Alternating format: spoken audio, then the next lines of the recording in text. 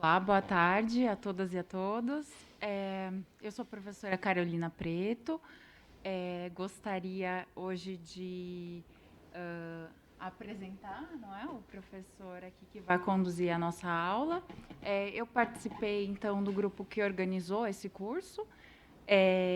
Hoje, como vocês sabem, né, vamos iniciar a aula 6, que tem por tema Introdução às Relações Internacionais e o Poder Legislativo. Essa é a primeira aula aí do módulo, né, do módulo 4 desse curso, que se chama Diplomacia Parlamentar e Relações Internacionais. E o professor, não é, convidado para conduzir a aula de hoje é o professor Pedro Fileu Ribeiro. Gostaria primeiro de agradecer ao professor, não é, por nos ministrar essa aula. Em seguida, eu vou apresentar aqui brevemente o currículo dele, que é bastante extenso, então aqui é só uma síntese, né, do currículo. Então, o professor Pedro é professor associado do Instituto de Relações Internacionais da Universidade de São Paulo, professor dos programas de pós-graduação em Ciência Política e em Relações Internacionais na USP, pesquisador do CAEN, USP, né, que é o Centro de Estudos das Negociações Internacionais, e também aí graduado em Relações Internacionais pela Pontifícia Universidade Católica de São Paulo e doutor em Ciência Política também pela Universidade de São Paulo. Professor, então, agradeço. Obrigado, professora Carolina. É um prazer estar aqui com vocês hoje à tarde. Agradecer também toda a organização do curso, o convite. E vamos falar hoje sobre relações internacionais e o poder legislativo. Então, podemos começar? Eu vou só me levantar para ficar mais fácil a comunicação, tá bom?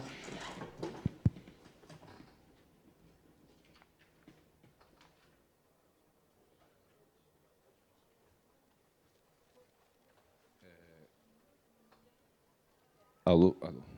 Pronto, já estamos com o slide. Então, boa tarde, pessoal. Hoje eu quero conversar com vocês sobre dois tópicos centrais. O primeiro é mais geral e canônico sobre as teorias de relações internacionais e alguns dos seus conceitos. E a partir dessa apresentação, que eu vou fazer até o intervalo, a gente depois passa para a segunda parte, que aí a gente entra especificamente na participação do Poder Legislativo brasileiro na formulação e implementação da política externa brasileira. Então, para dar início a essa primeira parte desta aula, eu coloco três grandes tradições teóricas das relações internacionais, que, como vocês podem ver no slide, eu incluo a referência da política moderna, da política clássica, que incentiva os teóricos de relações internacionais. Se a gente pensar cronologicamente, a disciplina, quando ela se fundamenta academicamente, ela começa, por exemplo, com Norman Angell, no começo do século XX, e o livro A Grande Ilusão. E, a partir daí, tem uma grande reação que se chama o realismo, que é uma teoria que busca explicar, fundamentalmente, a ocorrência da guerra. Então, essa é uma disciplina que nasce com a preocupação de entender a guerra, o que causa a guerra e como evitá-la. E, após o realismo, a gente depois tem uma tradição liberal, que eu vou comentar, e vou comentar algumas, rapidamente, outras tradições teóricas que nos auxiliam a entender a realidade internacional. Para perpassar alguns dos argumentos centrais dessas três grandes tradições teóricas, a gente pode partir de uma pergunta fundamental. Já que essas teorias clássicas visavam explicar a guerra, a gente pode tentar entender as guerras contemporâneas em função dos principais argumentos que elas formulam. Então, por exemplo, por que a Rússia invadiu a Ucrânia? Alguém teria uma hipótese fundamental? Se a gente for percorrer as três grandes teorias, eu vou começar com a teoria realista, que estaria afiliada ao que a gente chama do pensamento hobbesiano. Então, parte-se do pressuposto fundamental que o sistema internacional é caracterizado pela anarquia, ou seja, a ausência de uma autoridade central.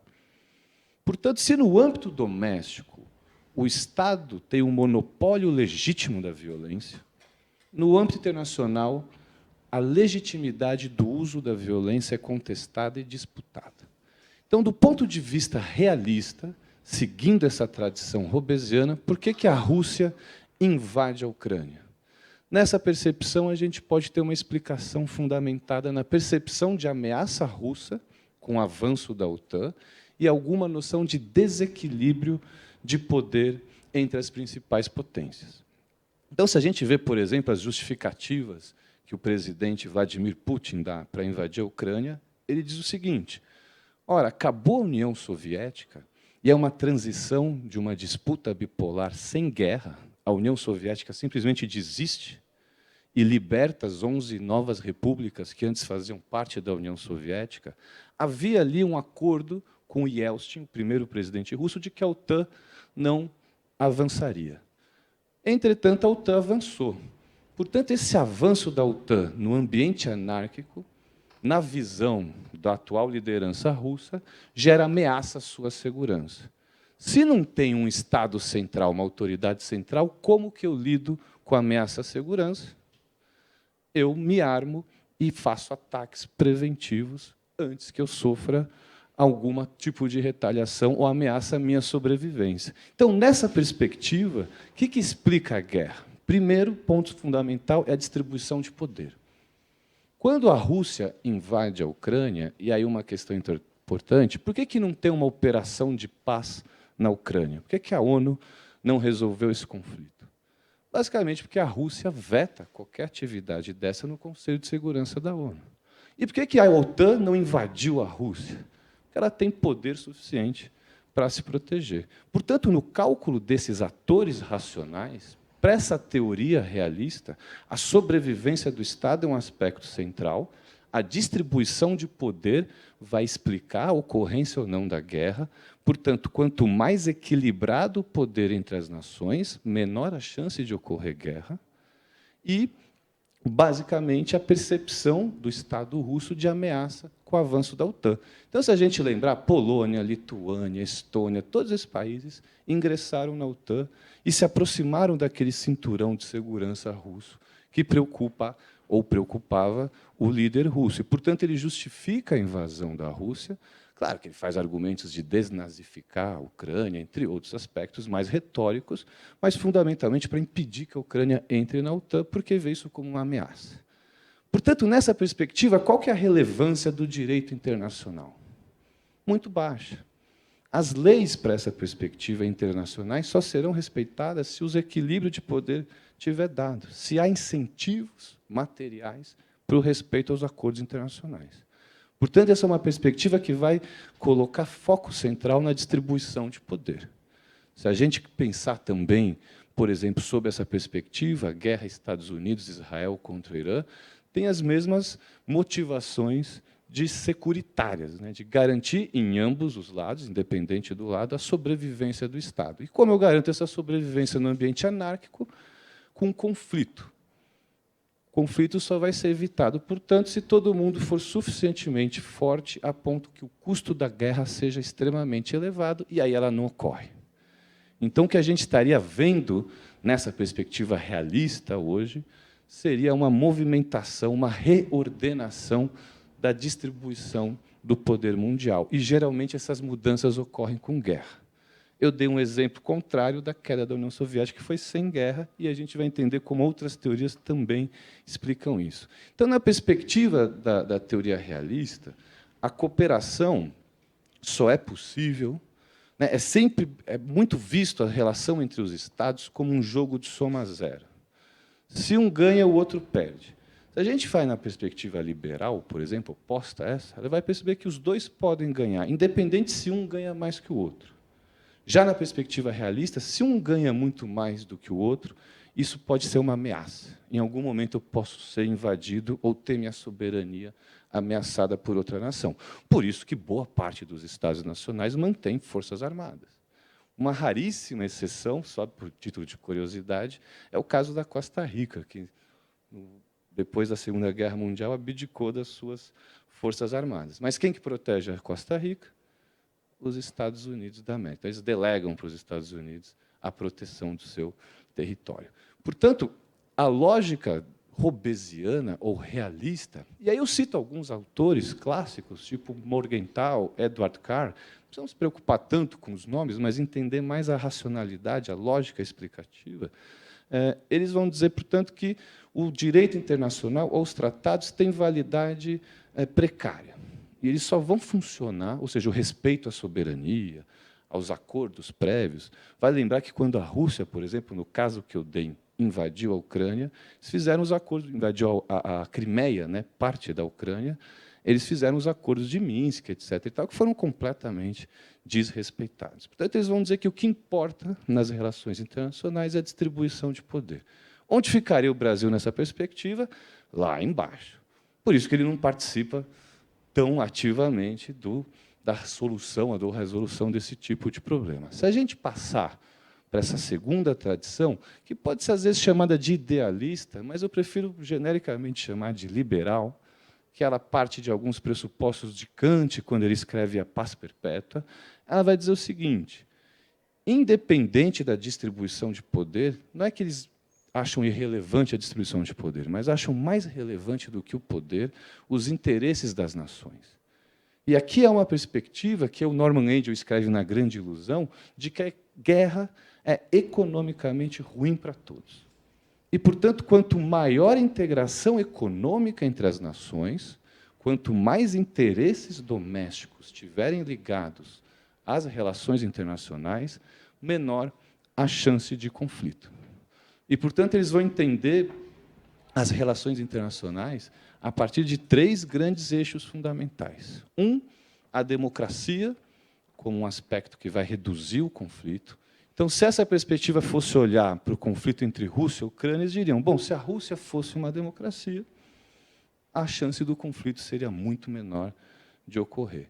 Ou, se a Rússia não tivesse sofrido, talvez, tantas sanções econômicas, e sua economia tivesse se afastado do Ocidente, teria menos incentivo também para invadir a Ucrânia, porque aí teria muito a perder. Mas, como já tinha perdido muito disso, diminuir o custo da guerra. Há também uma percepção de que há valores universais e há regras que não precisam de uma autoridade central para impô-las. Por exemplo, vocês imaginam um diplomata israelense, um diplomata iraniano, se um matar o outro numa reunião diplomática, numa tentativa de acordo? Esse tipo de regra é absolutamente aceita em todos os países, a inviolação da soberania das embaixadas, entre outros aspectos da Convenção de Viena, que não demandam uma autoridade central para funcionar. Se você olhar, por exemplo, os acordos internacionais de aviação civil, de postagem, de transporte, são todos aspectos que os liberais chamam atenção para a elevada cooperação internacional, sem ter uma autoridade central. E, portanto, também aí entra a terceira grande linha teórica, digamos assim, que seria a escola inglesa, que vem de Grotius, que vai dizer, você combina um pouco essas duas perspectivas, né? Enquanto o idealismo aposta em valores, então ele aposta numa ideologia, numa ideia cosmopolita, antinacionalista. Então, Norman Angel vai olhar e falar: o nacionalismo é a causa da guerra, uma das causas da guerra, a ideologia nacionalista. E, portanto, preconiza uma ideologia cosmopolita. Há valores humanos que podem ser aplicados para todos os Estados nacionais, independente da ausência de uma autoridade central. Então, aqui, por exemplo, a perspectiva com os Estados Unidos, a gente pode criticar ou não, mas busca exportar a democracia ao mundo, ele está frente ou abaixo dessa perspectiva teórica. E, portanto, o que interessa é ter a convergência de interesses entre as nações. Isso gera a cooperação. E, na visão grossiana da escola inglesa, uma mistura dos dois, né? Você tem aí valores que os Estados compartilham, por exemplo, o respeito à diplomacia, a imunidade diplomática. Esse é um valor que todos os Estados compartilham, independente se é Ocidente, Oriente, autocracia, democracia, invariavelmente é um valor universal. E também eles põem importância muito significativa no equilíbrio de poder. Então, quando, por exemplo, acabou a Segunda Guerra Mundial, essa visão, a primeira que eu mencionei, realista, ela dominou um pouco o campo das RI. Porque a visão idealista ela pode ter sido materializada na Liga das Nações, quando acaba a Primeira Guerra Mundial. E foi um fracasso, porque não conseguiu evitar a Segunda Guerra. Tanto que, quando vem a Segunda Guerra Mundial e ela termina, que os Estados Unidos fazem com os inimigos derrotados? Derrubam ou levantam? Levantam. A Alemanha e o Japão foram levantados pelos Estados Unidos, seguindo o Plano Marshall. Inclusive, a política externa brasileira aí sofre um grande baque, porque o Brasil manda tropas para a Itália, apoia os Estados Unidos. A última vez que o Brasil declarou guerra foi contra o Eixo. E aí o Brasil apoia os Estados Unidos, recebe a promessa de ter um assento permanente no Conselho de Segurança da ONU, que viria a ser criada, promessa que a gente sabe que não foi cumprida.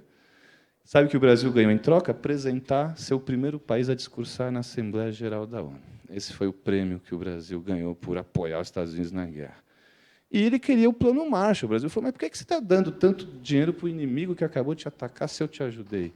E aí começa uma grande frustração brasileira que vai se afastando paulatinamente dos Estados Unidos na sua política externa. Mas por que os Estados Unidos ergueu a Alemanha e o Japão? Porque tinha em mente esse argumento central da teoria realista, que ele precisava reequilibrar o poder. Se ele deixasse a Alemanha e Japão fracos o suficiente, o que aconteceria? União Soviética e China avançariam e eu teria uma terceira guerra mundial.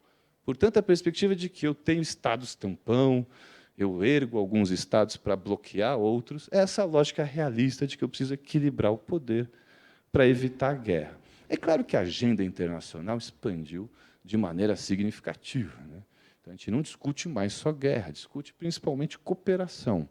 E aí, mais amplamente. Então, por exemplo, nas questões climáticas, de saúde, de educação, são vários temas que não perpassam só a guerra. Mas a lógica entre conflito e cooperação permanece minimamente bem exposta nessas teorias clássicas. Então, por exemplo, vou dar um exemplo de uma política legislativa que foi arquivada, né, mas que era de uma perspectiva idealista ou mais liberal. O José Serra, quando foi senador da República, ele propôs um projeto de lei que o Brasil só faria cooperação internacional com nações democráticas. Não poderia empenhar recurso na cooperação com nações autocráticas. Foi arquivado, mas isso seria trazer os valores para o centro das relações internacionais. Quando, por exemplo, o Oviedo, no Paraguai, tentou dar um golpe em 1996, o então presidente Fernando Henrique Cardoso falou, não aceito o golpe. Então, para o Mercosul, existe esse valor. Só que quando o Brasil sai da América do Sul e vai para a Ásia, alguém, por exemplo, romperia relações diplomáticas com a China, porque ela não é plenamente democrática? É impensável, né? Isso, por exemplo, os realistas vão argumentar. Não pode pôr ideologia ou valores nas relações internacionais. O que vale é o interesse do ator unitário racional. E, para eles, é a sobrevivência. Então, por exemplo, quando Kissinger, nos anos 70, se aproxima da China, é aí que troca Taiwan por China no Conselho de Segurança da ONU, ele está numa abordagem realista. Não me interessa mais quem é comunista, capitalista, isso não importa. Eu tenho que conter a União Soviética e eu posso ser aliado da China nessa empreitada, independente de quem é comunista, quem é capitalista. Portanto, essa perspectiva tira da frente a possibilidade ou a inclusão dos valores no cálculo racional decisório nas relações internacionais. Quem defende ou quem percebe a China como ameaça, como faz os Estados Unidos há algum tempo, também usa a questão do valor democrático. Por exemplo, teve um golpe militar no 2023 em Mianmar. Os Estados Unidos, o Joe Biden, não reconhece o novo governo. A China reconhece. Ela não se interfere nos assuntos domésticos. Considera aquilo soberania do país. Então, aí já tem uma diferença, por exemplo, de valores. É claro que, a depender do presidente norte-americano, pode variar a força desse valor, mas isso expõe um pouco essa diferença entre as correntes. Então, por exemplo, um aspecto canônico da teoria liberal é que duas democracias não entram em guerra, e eu vou mencionar isso novamente daqui a pouco, né? Então, só para finalizar, um último aspecto dessa tradição grossiana, digamos assim, ou do Hadley Bull, aqui eles vão dizer o seguinte, a anarquia, que é o que existe nas relações internacionais, não é sinônimo de desordem. É possível gerar ordem dentro da anarquia. Se a gente pensar no pós-Guerra Fria, quando a União Soviética deixa de existir e as novas repúblicas emergem, você tem uma ordem liberal muito bem estabelecida. pelas instituições criadas pós-Segunda Guerra Mundial, o FMI, Banco Mundial, a Organização Mundial do Comércio, a Organização Mundial da Saúde. Então, cria-se instituições internacionais para ter algum nível de regra e ordem, que, embora sejam instituições intergovernamentais, então, um país precisa aderir voluntariamente àquelas regras. Então, esse é um aspecto crucial das relações internacionais. E, portanto, que essas organizações, nessa perspectiva mais liberal, aumentaria a socialização entre os países, eles se encontrariam mais. Então, por exemplo, o Brasil tem representante permanente na ONU, no OMC, em diversos outros organismos internacionais. E, portanto, você tem contato contínuo e permanente entre as nações nesses órgãos. E isso aumentaria a probabilidade de cooperação e diminuiria o conflito. Por essas e outras que o Brasil, tradicionalmente, é contra as sanções econômicas, porque ele acredita que isso afasta o país da mesa de negociação. Você incentiva o país a cada vez se afastar mais dessa ordem internacional. E qual que seria essa ordem? A Carta da ONU, algumas convenções de direitos humanos, de respeito às liberdades individuais. E isso, minimamente, com algumas falhas e muitas críticas, funcionava até mais ou menos 2015, quando essa ordem some.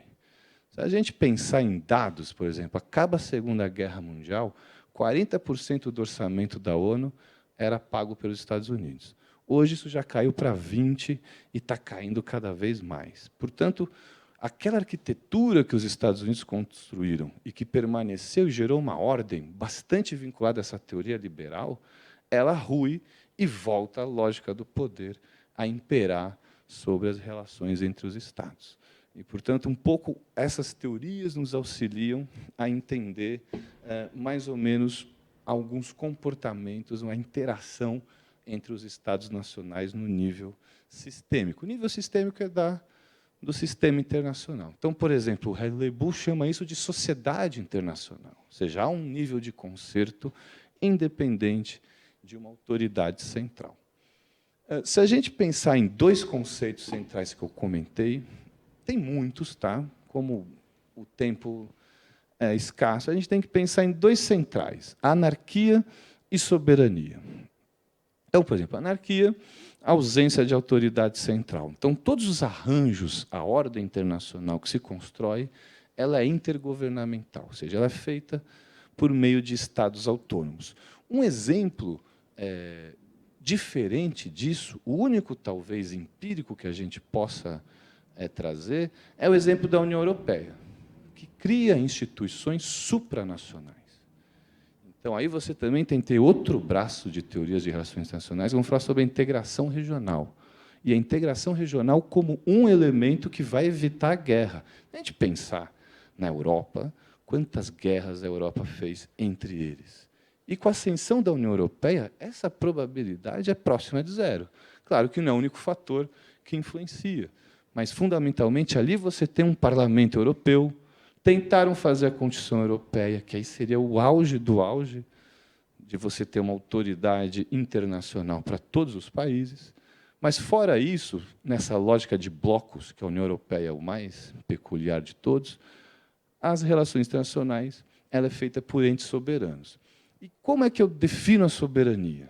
Tem várias definições na literatura, mas tem uma que eu acho mais interessante e simples. A soberania depende única e exclusivamente do reconhecimento das outras partes soberanas. Quando que o Brasil virou soberano? Não foi em 1822. O primeiro país a reconhecer são 3 países soberanos, mais ou menos, que reconhecem a independência do Brasil: Estados Unidos da América, o Reino do Benin e o governo de Buenos Aires, que nem era Argentina ainda. Quando todo mundo começa a te reconhecer como soberano, é que você vira um país soberano, independente do status jurídico. Então, eu posso até ingressar. Na ONU é difícil, porque você vai precisar de muito reconhecimento, mas eu posso declarar a independência e ninguém reconhecer ela. Por exemplo, o Brasil não reconhece a independência de Kosovo. Então, o Brasil não tem relações diplomáticas com Kosovo. Tem várias outras regiões do mundo que buscam se separar de alguma autoridade central. Portanto, a soberania é o jogo do reconhecimento. Na América do Sul, na dinâmica da política externa, tem ainda um caso interessante nesse quesito, que é a política externa paraguaia. Vocês sabem que o Paraguai reconhece Taiwan em detrimento da China. E a China já tentou por diversas vezes que o Brasil convencesse o Paraguai a trocar. Né? Vários países trocaram, sobram acho que 11 países que ainda reconhecem Taiwan em detrimento da China continental. Então, assim, em tese, para o Paraguai a China não existe. O que existe é o Taiwan. E ele sofre severas consequências econômicas por causa disso. Mas, enfim, esse é outro passo. Então, a soberania é quando eu tenho total controle sobre um território.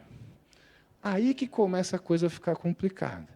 Se a gente voltar, por exemplo, que eu dei inicial, Rússia, Ucrânia, o Putin diz o seguinte: eu invado a Ucrânia porque eu preciso proteger o povo russo. Aí ele expande a noção de soberania para além das fronteiras nacionais.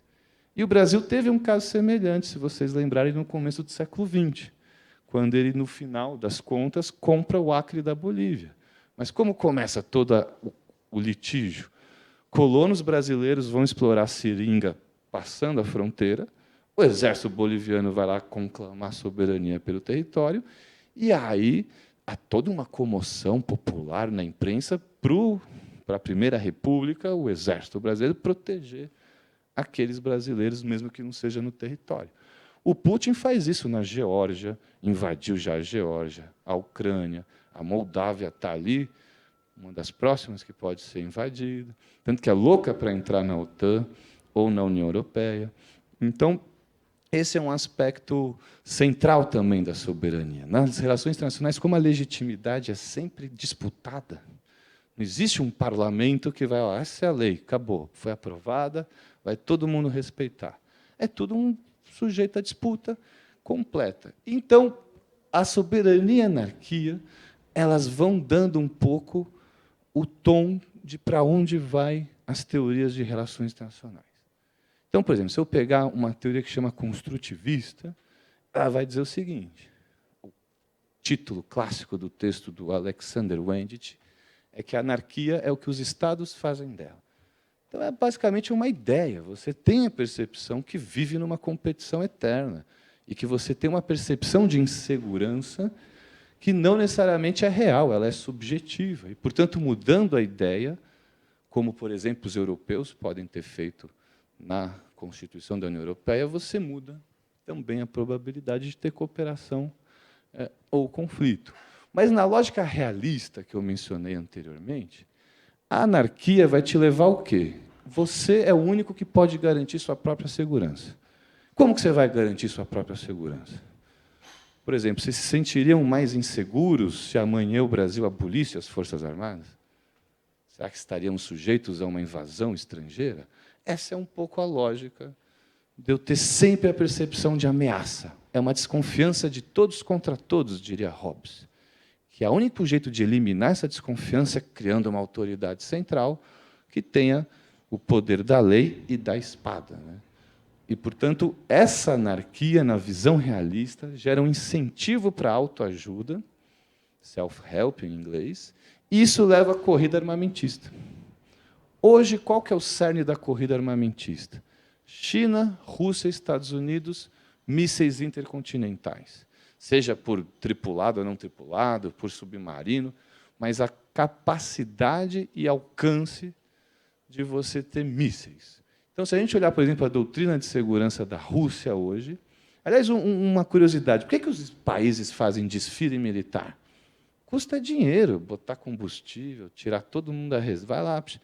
É para percepção. Ele quer mexer na percepção dos outros sobre a capacidade de eu garantir minha própria segurança. A Coreia do Norte é mestre nisso. Todo ano tem que botar míssil na avenida. Não vem me invadir, não. Hein? Se invadir, eu vou responder. Voltando para a doutrina russa, eles têm uma doutrina de dissuasão. O que isso significa? Acontece com menor escala no Irã também. Eles têm muita coisa, por exemplo, subterrânea, escondida, que, se eles sofrem um grande ataque aéreo, eles têm capacidade de responder rápido. E aí, essa é a lógica russa de ninguém vai me atacar. Podem até me tacar uma ogiva nuclear, mas vai tomar uma de volta. No caso do Irã, não chega a tanto, porque a capacidade militar é infinitamente menor que a Rússia. Mas, se a gente perceber, os ataques iniciais americanos e israelenses não liquidaram a capacidade iraniana de retaliação. Eles esconderam nas montanhas um monte de míssil, tiveram tempo para se adequar a isso, e tem essa lógica de que eu tomo um míssil e eu vou dar de volta. E, para o Irã, nessa lógica realista de ameaça, o que é ameaça para o Irã? Todos os seus vizinhos têm uma base militar norte-americana. Isso aqui está ameaçando a minha existência. Imagina se, de repente, o Brasil está cercado por base americana no Paraguai, Argentina, Venezuela, Colômbia. O governo brasileiro vai se pronunciar contra ou não? Vai nessa lógica de ameaça. Fala, mas o que está acontecendo? Estão querendo me invadir? Eu acho que é melhor eu começar a me armar, para eu ter capacidade de aumentar o custo da guerra e diminuir a propensão de ser invadido. Então, essa lógica de desconfiança e corrida armamentista, como é que eu posso eliminar a corrida armamentista? Por exemplo, Estados Unidos e União Soviética fizeram isso num dado momento, acordos para a contenção da produção de arma, para limitação. Então, por exemplo, tem tipos de bombas que há tratados internacionais que proíbem seu uso. Quão respeitados eles são, os realistas vão dizer, vai depender do equilíbrio de poder. Se estiver tudo equilibradinho, todo mundo respeita. Primeiro desequilíbrio, esquece, esses tratados não vão servir para nada. Mas há formas, na perspectiva liberal, de eu controlar o uso da força, mesmo sem uma autoridade central. Então, essa é uma lógica que funciona muito. Agora, se a gente pegar, por exemplo, perspectivas completamente opostas ao realismo, já vão perceber, por exemplo, que a anarquia não é um incentivo ao conflito. Pelo contrário, ela pode ser um incentivo à cooperação, na medida em que põe outro conceito ou ideologia na mesa, que é a autodeterminação dos povos. Então, quanto mais descentralizada as relações internacionais, quanto mais povos adquirirem sua soberania, menor a chance de eu ter guerra, porque eu não vou ter ninguém forte, ou nenhuma potência suficientemente militarmente forte para achar que a guerra é favorável, ou que a guerra é lucrativa, ou que eu posso obter ganhos pela guerra. Uma curiosidade, ou um fato bastante curioso, vocês têm acompanhado o desempenho da economia russa desde que eles invadiram a Ucrânia? A percepção dos idealistas era qual? Ou dos liberais? Vai acabar. Se você pegasse um relatório da FMI em 2022, eles disseram que a economia russa vai demorar 2 anos para cair 9%. Imagine se a economia cai 9% num ano. Quanto tempo você aguenta de guerra? Agora, não aconteceu isso. Pelo contrário, cresceu 3,5%, 4%. A Rússia tem entre os países que mais cresce no mundo. Bom, mas será que os dados são confiáveis? Tudo. Aí vai ser uma eterna discussão. Vamos considerar que os dados oficiais são os dados oficiais. De repente, a gente olha para trás da cortina e o país está esfacelado. Mas acho que não. Acho que é pouco provável. Mas o que muda, por exemplo, essa configuração? A presença econômica da China. Se a China não aderir às sanções ou bloqueio econômico, o efeito vai ser muito menor. Ela dá conta de segurar uma Rússia? Dá. E o que ela ganha com a Rússia, já que tem sofrido ameaças norte-americanas? Segurança, porque militarmente a Rússia ainda é, digamos assim, a segunda principal potência do mundo. E, portanto, esse é um jogo que vai se desenhando. Agora, a grande pergunta é, por que os Estados Unidos avançam em direção à Rússia? Rússia não, perdão, principalmente a China. Por que eles escolheram a China como ameaça? Durante os anos 80 do século passado, o Japão virou a segunda economia do mundo. Quebrou a indústria automobilística americana. E os Estados Unidos não acharam que o Japão precisava ser contido. O Japão já tem base militar americana. Aliás, onde mais tem militar americano fora dos Estados Unidos é no Japão. Japão e Coreia do Sul. Ali é onde está concentrado um esforço de guerra bastante significativo. Então, é uma percepção também subjetiva. Por que o Japão não é uma ameaça? É ocidental o Japão? Se ocidentalizou tal qual a China também se ocidentalizou. Mas por que a China é uma ameaça? Aí a percepção de perder a corrida econômica. Todas as projeções econômicas mostram que a China está prestes a superar completamente os Estados Unidos. E aí tem a lógica da economia e o militar.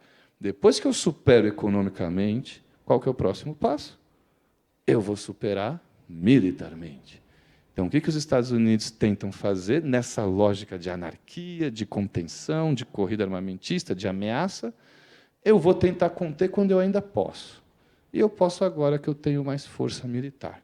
Econômico vai ser muito difícil. Os Estados Unidos vai tentar conter a economia chinesa pela força, né? E aí a gente chega na... antes disso, uma discussão, eu vou falar um pouquinho da teoria liberal, na coisa China e Estados Unidos, mas, antes disso, nessa lógica dos conceitos de relações internacionais, emerge um debate clássico, né, que é muito propício, muito próprio, a partir dos anos 90 do século passado, que é a divisão entre pluralistas e solidaristas. Os nomes pouco importam, mas a lógica é a seguinte: uma corrente vai dizer um princípio fundamental das relações internacionais é a não intervenção. Ela está na Constituição brasileira, por exemplo, ou seja, respeito ilimitado à soberania. Não existe flexibilização de soberania. E quem detém esse direito são os Estados nacionais, e não as pessoas que moram dentro dos Estados. Aqui, por exemplo, se eu fosse caracterizar um país importante nessa perspectiva, é a China, claramente. Não mexo nesses assuntos. E soberania inviolável. Já outra perspectiva vai dizer o seguinte: não. Se tiver um Estado perseguindo uma minoria, ou massacrando, ou praticando genocídio, ou sendo incapaz de garantir a segurança dos seus cidadãos, ou que um Estado esteja praticando ações que geram insegurança nos outros países, é legítimo a intervenção. Aí a soberania acaba, o que importa é a segurança humana e não a segurança do Estado. Então, isso, por exemplo, legitimaria. Se eu fosse pensar num argumento que os Estados Unidos tentaram emplacar e não deu muito certo, eu vou derrubar o regime iraniano porque eu defendo os direitos humanos. Ali há uma clara violação dos direitos humanos, principalmente a questão sobre a relação entre os gêneros, né, a igualdade de gênero. E, portanto, isso justificaria eu fazer uma intervenção militar. Por exemplo, aconteceu outros casos muito mais explícitos e evidentes. Um muito canônico na literatura foi o genocídio que ocorreu em Ruanda, que o próprio Estado ruandês praticou o genocídio em parte da sua população. O sistema internacional, mais especificamente a ONU, demorou para dar uma resposta. Demorou. Mas aí, vinculado a essa perspectiva solidarista, não importa a soberania de Ruanda. Eu devo intervir, moralmente eu devo intervir.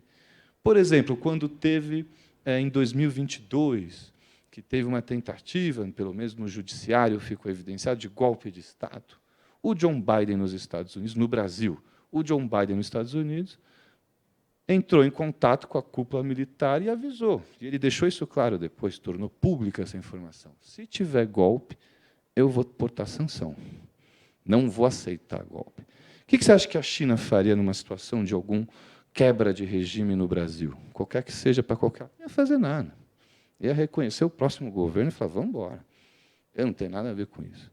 Já os Estados Unidos, a depender da presidência, do partido, já tem um pouco essa perspectiva de incluir valores. Então, essa linha, digamos assim, solidarista, temos que derrubar o Saddam Hussein para evitar a produção de armas de destruição em massa, temos que atacar o Irã, que tem programa nuclear, entre outros fatores. Agora, uma pergunta, e aí volta a questão realista, né? Por que não invadiram a Coreia do Norte? A Coreia do Norte é forte o suficiente para se defender? Não. Aí o que explica é a China. Aí passaria a fronteira de segurança chinesa. Mesma coisa, por que eu não ponho tropa europeia ou da OTAN na Ucrânia para defender a Ucrânia? Aí eu estou cruzando as fronteiras, que aí o realismo diz que o poder é que traça essas fronteiras.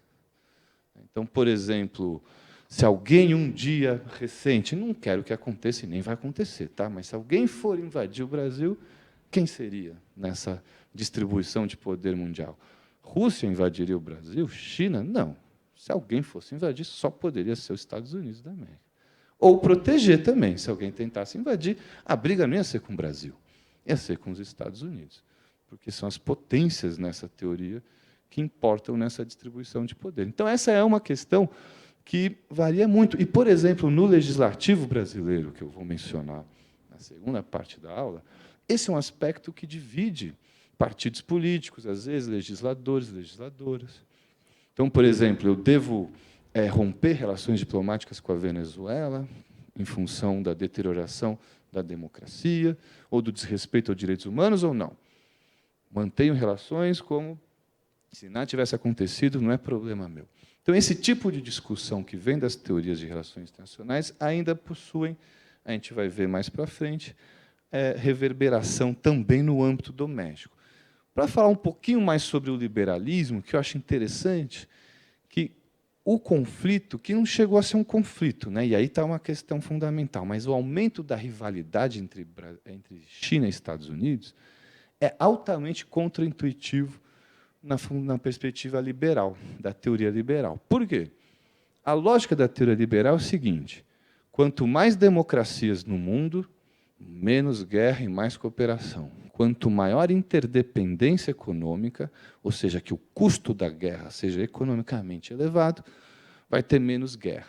E quanto mais instituições internacionais fortes, capazes de gerar mecanismos de coação, também menos conflito e menos guerra. Aí vem uma questão importante. Quem que é o maior comprador de produtos dos Estados Unidos? China. Quem é o maior comprador de produtos chineses? Estados Unidos. Quem tem o maior estoque de capital em dólar do mundo? A China. Onde tem mais investimento externo direto chinês no mundo? Nos Estados Unidos. É uma clara interdependência. Ou seja, essa teoria preveria o quê sobre a probabilidade de conflito entre Estados Unidos e China? Teria que ser próxima de zero. Se ela é alta ou não, confesso que eu ainda estou em dúvida, porque também o que bagunça essa teoria é que os Estados Unidos quer acabar com essa interdependência. Ele quer diminuir politicamente, forçosamente. E aí uma das principais ações que o Trump tem adotado são as tarifas. A volta ao protecionismo. Isso que rui essa ordem, esse consenso liberal de outrora, já praticamente não existe. Mas os liberais vão dizer o seguinte: não é só poder, e principalmente é interesse que importa. Então, por exemplo, no conflito que ocorre Israel, Estados Unidos e Irã, quando eu fecho o Estreito de Hormuz, quando eu tenho impacto na economia global, o que essa teoria vai preconizar? Esse conflito vai acabar. Vai ter uma pressão internacional para acabar o conflito, porque ele prejudica muito a economia. Se vocês repararem, os países do Golfo Pérsico, eles têm sido atacados pelo Irã, em forma de retaliação, mas não importa, é atacado. E eles até agora não retalharam esse ataque. Se eu sou um cidadão saudita, eu ia ficar pensando, mas para que a gente gastou tanto do orçamento nacional em defesa? A Arábia Saudita é um dos países que mais gasta em defesa. Se agora que eu estou sendo bombardeado, eu não vou usar essas armas? E eles estão relutando claro que tem os Estados Unidos já na operação militar, então já tem a grande potência ali. Mas eles poderiam somar, o ataque não fazem, é um desinteresse econômico completo pela guerra. São países que investiram muito em logística, infraestrutura, turismo, eles querem ser a Suíça do Oriente Médio em termos de estabilidade, serviços financeiros. Tudo que a guerra é um desastre para eles. É um desastre. Teve um episódio mais curioso, por exemplo, o Bahrein sempre hospeda a Fórmula 1. Né? E, com o conflito, acabou. O Bahrein tentou, de toda forma, que a FIA, que gera a Fórmula 1, levasse a corrida para lá. E não tinha como, por motivos óbvios. Mas, para eles, aquilo é um prejuízo muito grande. E acabar com essa percepção de estabilidade. Então, investe nos nossos bancos, põe seu dinheiro aqui, que aqui é seguro, aqui é estável. Não somos muito democráticos, então quem fica tranquilo que o governo não vai mudar muito. Eles apostavam muito nisso. E isso afasta eles de entrar com tudo na guerra. A Arábia Saudita poderia destruir o Irã, se ela quisesse, em termos de força militar. Mas com apoio norte-americano, impossível o Irã segurar. Mas tem um cálculo ali que eles preferem não agredir de volta, porque aí sabe que o conflito vai escalar E as consequências pós-conflito podem ser muito graves. Tudo que eles não querem é ter terrorismo no país deles. Então, eles têm um cuidado em triplo. E aí isso fortalece a tese liberal de que a economia impede a guerra nesse sentido. A guerra é desfavorável à economia. Então, o que a gente vê? Que é uma complexidade que algumas teorias explicam melhor alguns casos, outros. A gente não tem uma grande teoria geral que explica tudo. Uma tentativa mais próxima disso foi a teoria da paz democrática, que diz o seguinte: duas democracias não entram em guerra. Isso funciona para uma democracia e uma autocracia? Não. Então, as democracias entram menos em guerra? Também não. É a questão do par democrático. É uma das explicações que se davam, mas que eu não me convenço muito, que eles teriam valores de resolução pacífica dos conflitos, os próprios cidadãos seriam contra a guerra. Isso a gente percebe que não acontece. Mas o Bruce Bueno de Mesquita, que é um autor norte-americano, tem uma explicação que eu acho interessante. Vale a pena citar. Ele diz o seguinte: se você perde uma guerra, é um custo eleitoral violento. Acabou o seu partido político. Ou se você entra numa guerra furada, um caso interessante foi o Tony Blair com o Partido Trabalhista Britânico. Decide ajudar os Estados Unidos na invasão do Iraque, e aí o partido fica 15, quase 20 anos sem ganhar a eleição. Então, portanto, há custos eleitorais muito grandes dessas empreitadas militares. E tem uma questão na democracia que eu acho curioso no governo Trump. Em geral, ou em tese, o eleitorado pune se você promete e volta para trás. Então, quando uma democracia entra na guerra, ela entra para valer. Ela tende a ir até o final. Tanto que, no caso dos Estados Unidos no Vietnã, eles prolongaram a guerra, prolongaram a guerra, prolongaram. E se perguntar hoje, qual que é a retórica que eles arrumaram para se livrar do problema? Nós nunca declaramos guerra ao Vietnã. Como é que a gente vai perder uma guerra que a gente nunca declarou? Não teve guerra, foi uma operação militar especial. A mesma conversa que o Putin faz na Ucrânia hoje. Isso é tudo retórica para a opinião pública, mas o fato é que aquilo foi extremamente prejudicial ao Partido Republicano eleitoralmente. Então, o Bruce Bueno de Mesquita vai dizer: duas democracias fazem o mesmo cálculo. Então, elas dificilmente vão entrar em guerra, só por causa disso.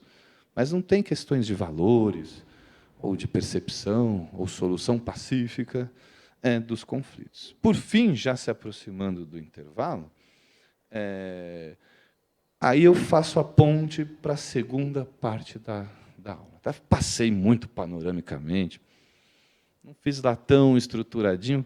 Eu sou um professor de teoria de relações internacionais que eu não gosto de manual, eu não uso os manuais. Então, pego os autores, faço essa coisa um pouquinho mais bagunçada. Mas, se alguém quiser referências sobre essas teorias, eu tenho alguns bons manuais que depois eu posso sugerir a vocês. Mas, já fazendo a ponte com o legislativo nessa história, mas o que o legislativo tem a ver com a anarquia internacional?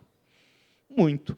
A Lisa Martin, que também é uma autora norte-americana, ela diz o seguinte: vamos pensar num caso mais prático, e aí eu dou intervalo, a gente vai para a segunda parte. Vamos supor, somos dois países, você faz um acordo comigo, e aí eu faço acordo com outro país. Esse país é uma democracia com um legislativo forte, esse aqui é uma autocracia.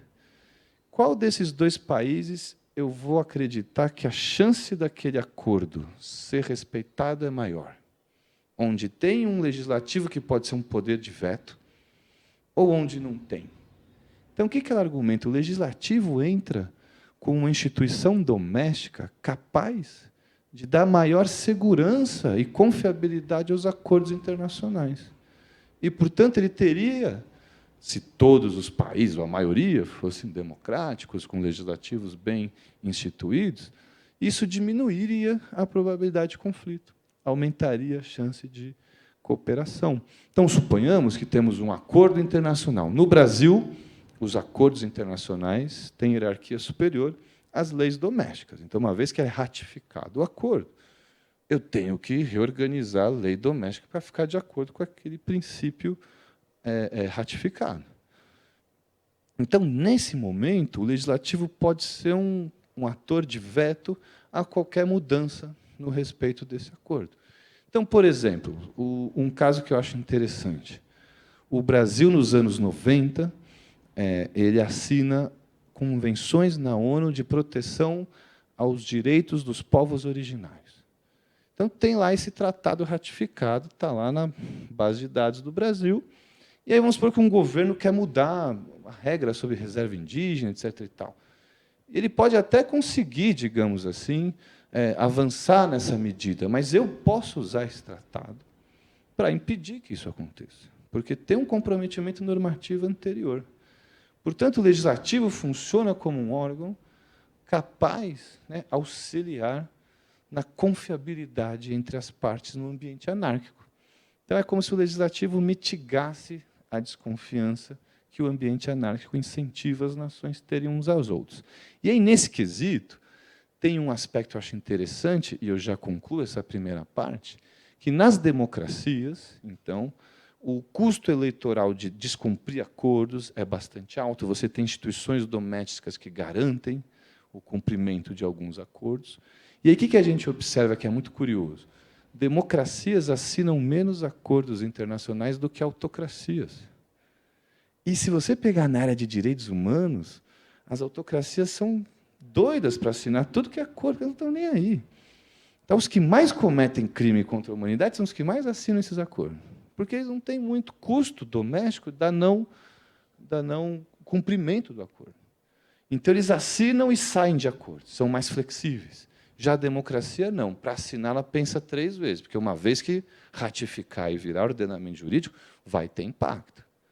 Na autocracia, esse impacto pode ser ignorado. Então, as autocracias assinam mais, só que os compromissos são menos críveis, duram menos, e, portanto, geram menos previsibilidade e maior propensão ao conflito. Então, eu finalizo aqui essa primeira parte da aula. A gente agora, são 3h05, mais ou menos, aí. A gente faz o intervalo, e, na segunda parte, aí pegamos esses conceitos e teorias e vamos entender legislativo e executivo na política externa brasileira. Tudo bem? Obrigado pela atenção e até daqui a pouco.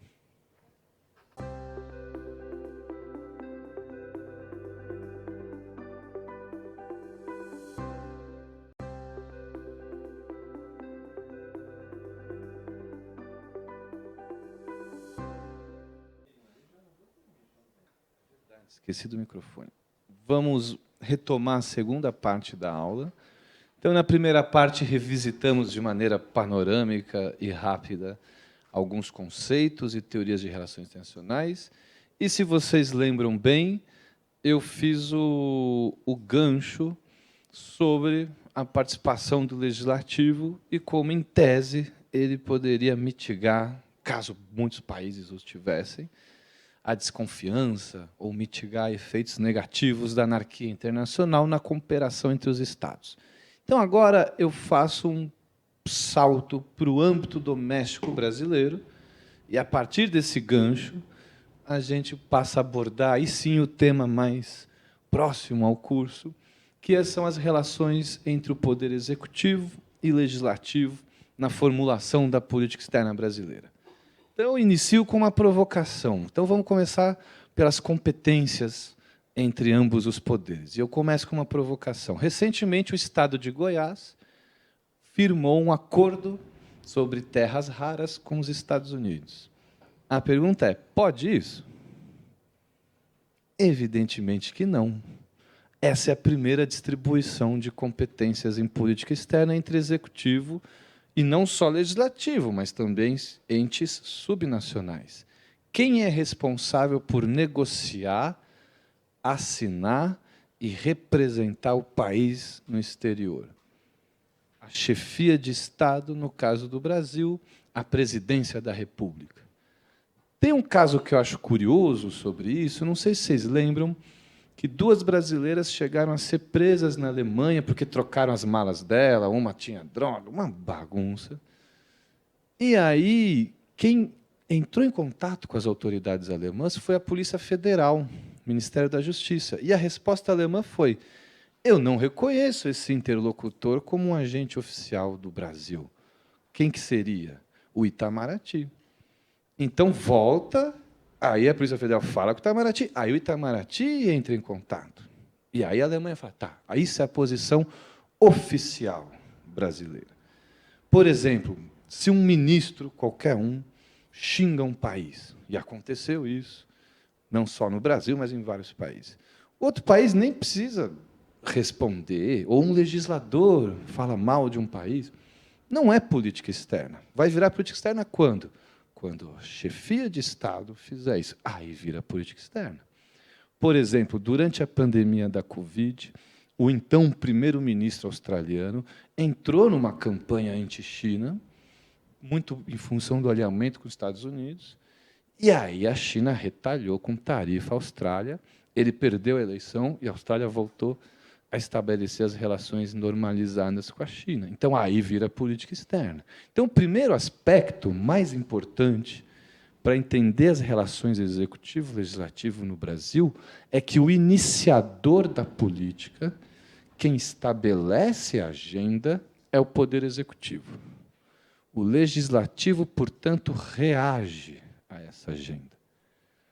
Pode uma senadora fazer um acordo internacional? Só se a presidência da República delegar a ela essa função, muito explícita e formalmente. Senão, não. Por exemplo, quando no governo Temer teve a troca, o impeachment da Dilma, veio o Temer. O Maduro, na Venezuela, não reconheceu o novo governo, disse que era ilegal e fechou as fronteiras. Um senador de Roraima, que tem muita relação com a Venezuela, enviou uma carta ao Maduro pedindo a reabertura das fronteiras. Isso não é política externa. Não é um canal oficial.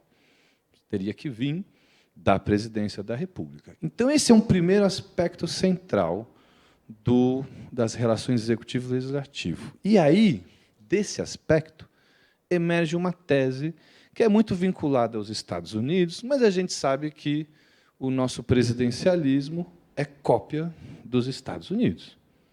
Tanto que o Brasil já se chamou Estados Unidos do Brasil. Até hoje o México se chama Estados Unidos do México.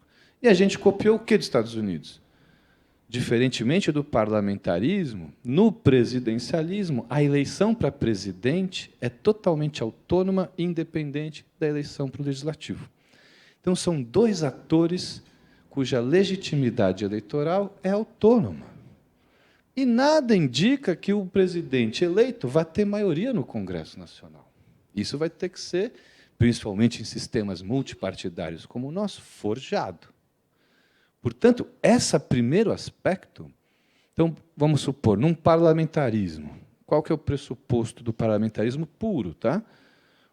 Eu sou primeiro-ministro, eu tenho que ter maioria legislativa para ser primeiro-ministro.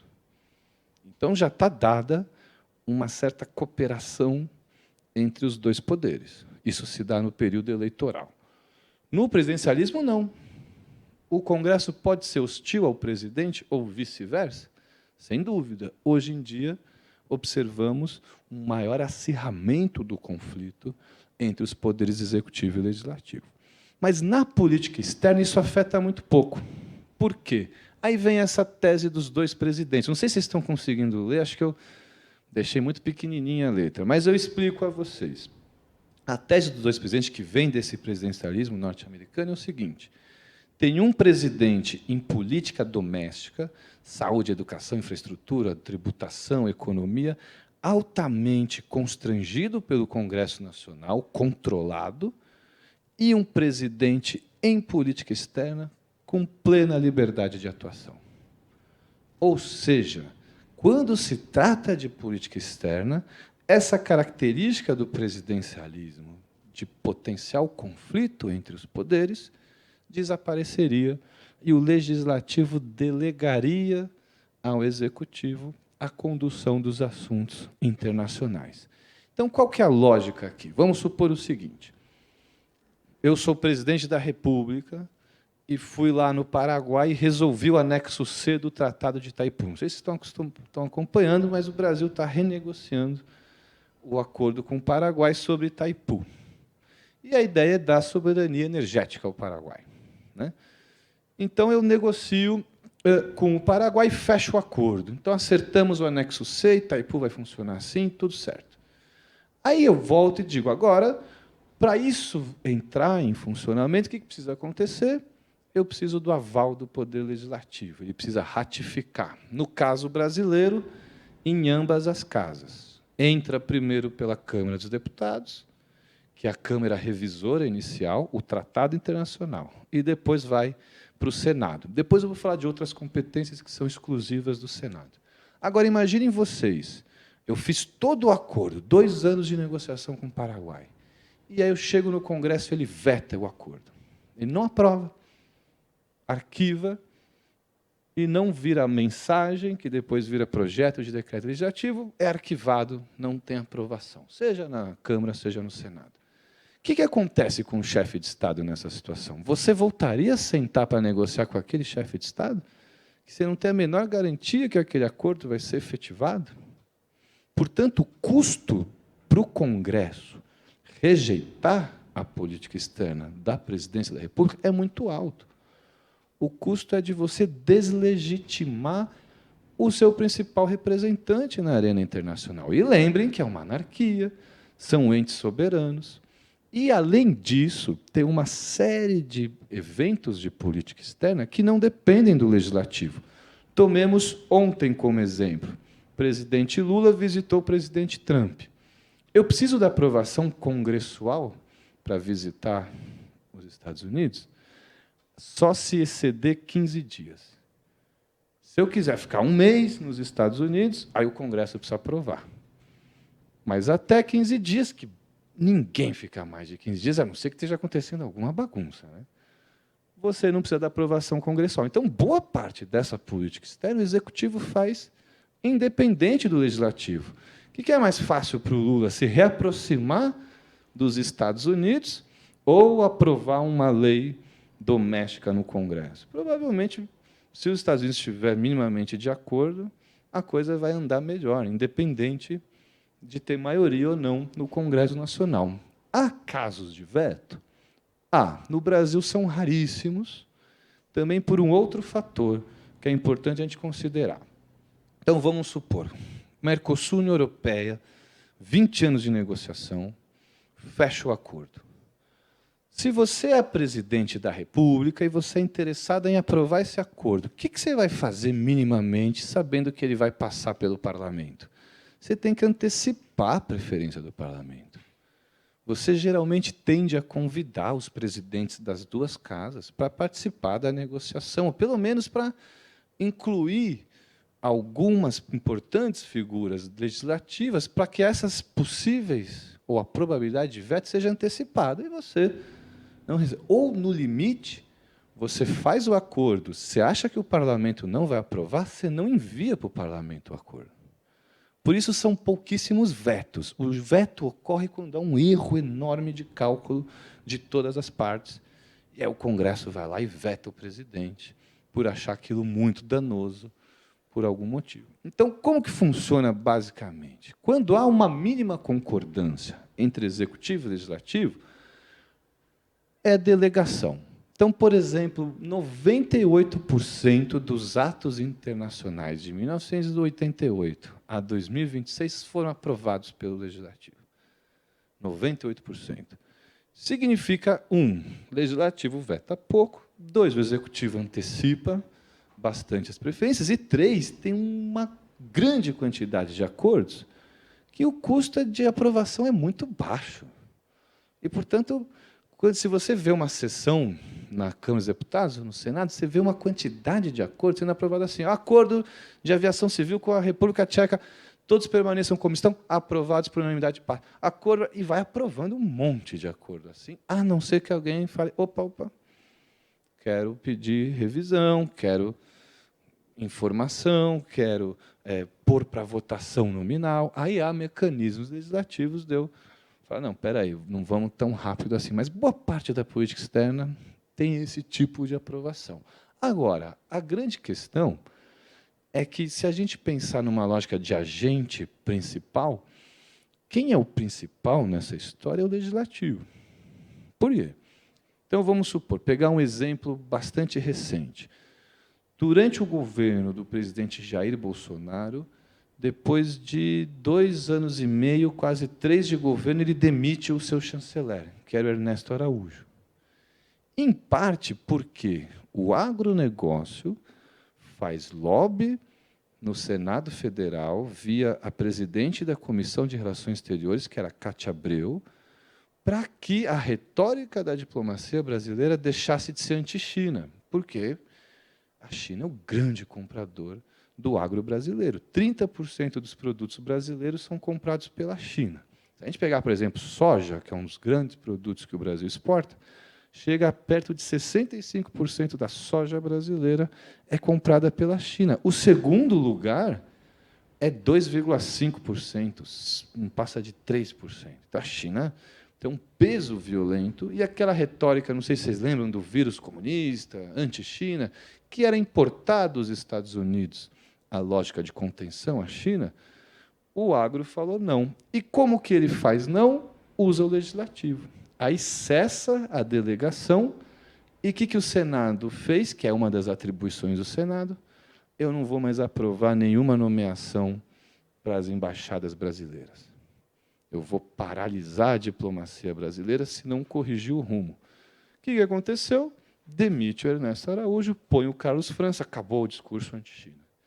Então, quando há discordância entre os poderes, o legislativo é capaz de mudar os rumos da política externa, ou pelo menos amenizar. Ele não é muito propositivo, mas ele é capaz de frear algumas ações do Poder Executivo. Tem um exemplo clássico de 1947, que o Dutra vem da Segunda Guerra Mundial, o Brasil super alinhado aos Estados Unidos, e os Estados Unidos queriam construir um centro de pesquisa na Amazônia brasileira. E aí as preocupações de biopirataria, nacionalismo, o Dutra assina o acordo e o Congresso veta.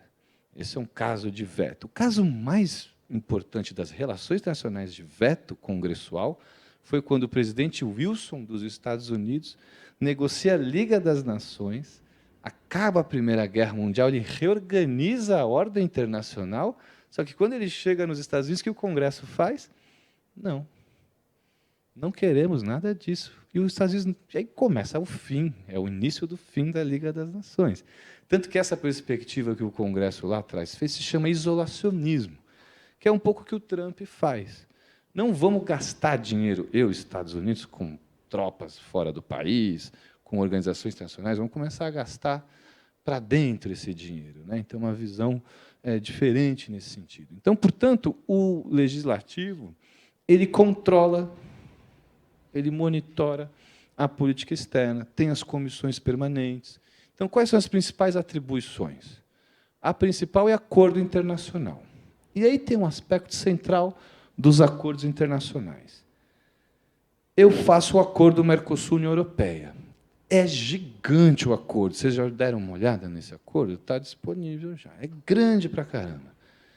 Se eu jogo, eu mando ele para o parlamento. O Brasil já, o Mercosul está acelerando para aprovar do lado de cá. O problema vai ser o Parlamento Europeu. Não vai precisar tramitar nos 27 parlamentos europeus, né, nos nacionais. Só no Parlamento Europeu, porque é política comercial, é suficiente. Se fosse uma questão de segurança, teria que tramitar nos 27 países da União Europeia. Mas vamos supor que eu acabei de assinar o acordo, tentei arrumar tudo que dava, e eu mando para o parlamento para ele aprovar ou rejeitar. Pode o parlamento emendar o acordo? Por exemplo, eu sou um legislador de São Paulo, muito ligado à Fiesp, estou preocupado com a indústria automobilística, que pode sofrer com a concorrência europeia. Eu digo, vamos tirar automóveis do acordo? Eu faço uma emenda ao acordo, que nem eu posso fazer ao orçamento, a qualquer projeto de lei. Pode isso na política externa?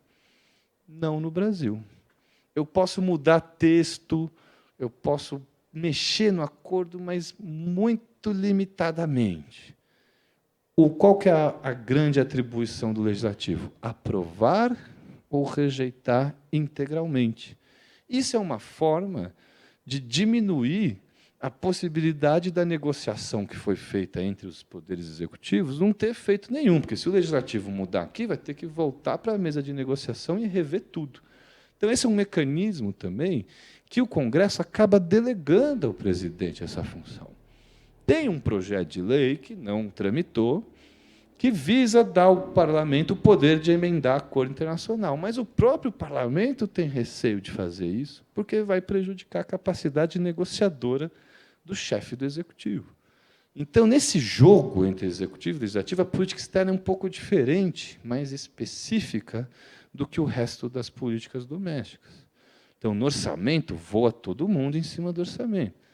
Mas chega em acordos internacionais, política externa, há uma certa cautela. Assim, você intervém, mas desde que a sua preferência seja muito oposta à do que o presidente tem feito. Outras formas que o legislativo tem de influenciar a política externa nesse monitoramento é convocar ministro de Estado. Então, eu posso chamar o chanceler, ou na Câmara, ou no Senado, ou conjuntamente. Eu posso fazer pedidos de informação, esclarecimentos formais, que os ministros são obrigados a responder. Podem dar uma resposta evasiva, mas é obrigado a responder. Eu posso fazer projeto de lei, mas eu vou mostrar para você o dado. O projeto de lei é muito pouco, se usa muito pouco esse instrumento. Ah, mas que projeto de lei eu posso fazer, se eu não posso propor um acordo internacional? Dá um exemplo, assim, por exemplo, no governo Dilma I, no primeiro mandato da Dilma, o Brasil queria associar a sua ajuda externa alimentar. Boa parte da ajuda externa que o Brasil provém aos outros países é doação de alimento. É uma marca forte da cooperação internacional brasileira. E aí a lei, o projeto de lei era que a compra desses alimentos para doação internacional seja feita da agricultura familiar. E aí isso o Congresso pode mexer. Aí tramitou no Congresso, o Congresso falou, não, tem que comprar o mais barato, e, portanto, qualquer produtor, seja pequeno produtor ou grande produtor, que seja o mais barato. Aí o governo compra e manda para o país. Nesse tipo de coisa, o legislativo pode mexer. Ele pode fazer frentes parlamentares. Então, tem grupos parlamentares com outros parlamentos, outros legisladores. Então, tem grupo parlamentar Brasil, Angola, um monte de país. Que aí gera uma certa cooperação intralegislativa, que pode chegar a virar um acordo internacional, mas só vai virar um acordo internacional se for levado aos poderes executivos. E acho que a principal... E aí, no Senado, e aí tem uma diferença interessante entre as duas casas legislativas, Senado e Câmara. Nomeação diplomática precisa ser aprovada pelo Senado.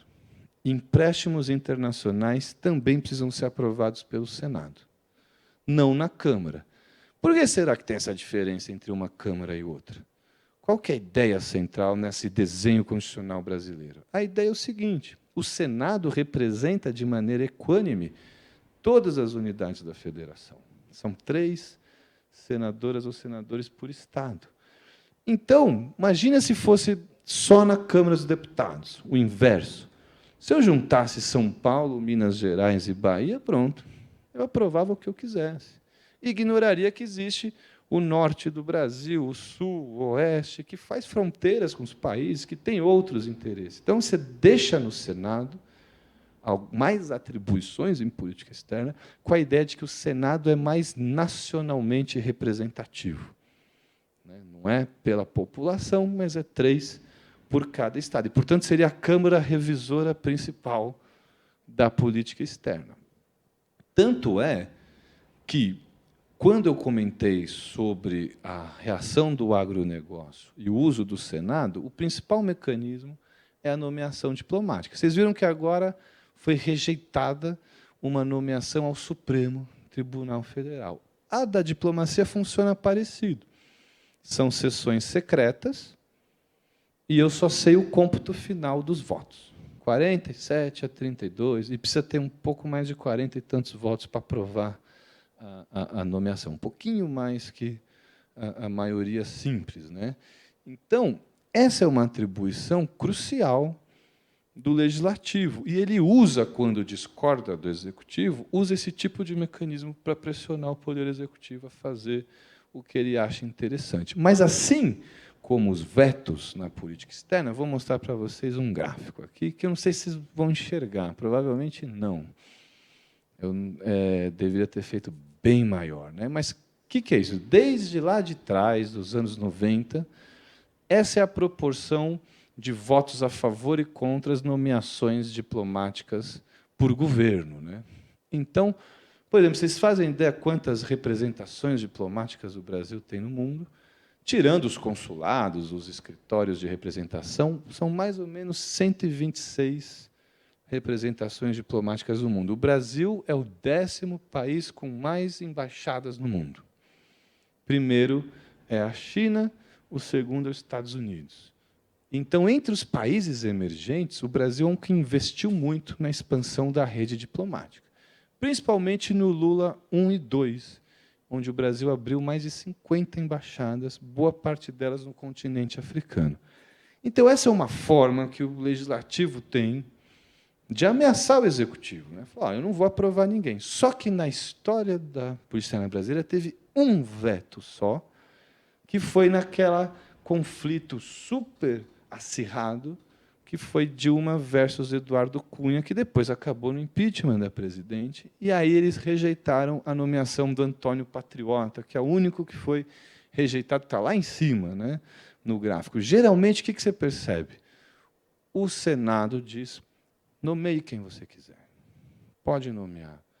E tem uma lei do Serviço Exterior brasileiro que eu tenho que nomear diplomata, a não ser em casos extraordinários. Então, se eu sair, você pega, por exemplo, os Estados Unidos. Metade dos diplomatas americanos são de carreira. Aqui, no caso do Brasil, são os que ingressaram no Itamaraty. Outra metade são políticos. Tramita no Senado Federal uma PEC, uma emenda constitucional, que permite que o presidente nomeie senadoras e senadores para as embaixadas sem eles terem que perder o mandato eleitoral. Então, eu posso ficar um ano na embaixada e depois voltar para o meu mandato. Não foi decidido nada, está em trâmite, mas isso muda bastante essa lógica. Se a gente volta para o exemplo norte-americano, o que você tem? Os postos diplomáticos mais importantes para o presidente são ocupados por políticos, não por diplomatas. Então, você tem uma lógica de nomeação do serviço diplomático mais próximo à política do que no Brasil, que é muito mais centrado na burocracia, né? Isso pode ser também um dos fatores de que a gente tem pouco veto às nomeações diplomáticas. Mas o que a gente percebe é que esse é um mecanismo bastante relevante, mas muito pouco exercido. Também porque, geralmente, a presidência da República antecipa o veto. Então, no caso, por exemplo, dessa última nomeação no Supremo, que é muito parecido com a política externa, por que é secreta a sessão, no caso da política externa? Porque, em tese, os senadores e as senadoras têm que ter liberdade para sabatinar o candidato à embaixada, e isso não pode ser completamente público. Imagina, eu digo, olha, meu objetivo é conter o crescimento da Argentina, é a gente ganhar um mercado, quebrar as indústrias dele. Ele não pode falar isso e virar público, que acabou com toda... É segredo de Estado, né? Então, fica tudo... É pouca das pouquíssimas coisas que o legislativo não é completamente aberto. Aliás, se eu comparo, eu como pesquisador executivo e legislativo, o legislativo me fornece muito mais dados do que o executivo. O executivo melhorou muito nisso. O legislativo é realmente aberto e, no caso brasileiro, tanto Senado quanto Câmara deixam muito, tudo em API, dados abertos, tudo muito bem estruturado para ser, de fato, publicizado. Isso eu acho uma coisa muito interessante do Legislativo, que também aumenta a quantidade de informações sobre a política externa, o que, para alguns, pode diminuir também a insegurança e dar maior previsibilidade. Então, basicamente, essas são as principais atribuições. Se eu quiser enviar tropas para fora do país, também vou precisar da aprovação do Legislativo. No caso das tropas, tem uma discussão, porque a lei é de 1956. Então, por exemplo, o Brasil enviou tropas ao Haiti. Foi a maior contribuição que o Brasil fez nas histórias das operações de paz. Por que não é guerra com o Haiti? Porque eu preciso que o governo haitiano autorize e peça ajuda para resolver algum problema de segurança, aí eu mando tropas.